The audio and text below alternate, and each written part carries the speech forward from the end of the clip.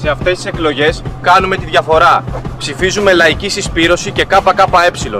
Γιατί διεκδικούμε τα δικαιώματά μας και παλεύουμε για τις πραγματικές μας ανάγκες. Για την ανάγκη μας για δωρεάν και σύγχρονες υποδομές στον αθλητισμό που τον έχουν καταντήσει εμπόρευμα. Ο αθλητισμός είναι δικαίωμα για όλους και για όλες. Για τον ελεύθερο χρόνο που μας αξίζει, τις τέχνες, τον πολιτισμό και την ψυχαγωγία που έχουν γίνει είδος πολυτέλειας. Ψηφίζουμε όπως αγωνιζόμαστε.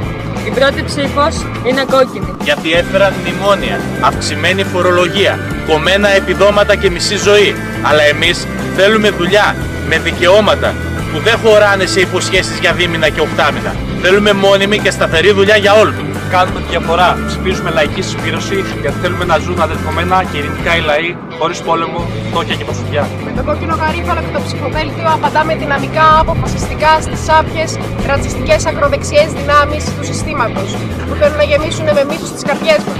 Γιατί πάμε κόντρα στο ρεύμα της απογοήτευσης και της υποταγής, ακόμα και όταν φαίνεται πως τίποτα δεν αλλάζει.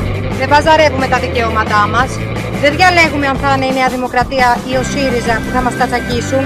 Τους καλάμε τα σχέδια. Κάνουμε τη διαφορά. Ψηφίζουμε λαϊκή συσπήρωση. Γιατί η νεολαία έχει δύναμη. Είναι τολμηρή, αισιόδοξη και μαχητική.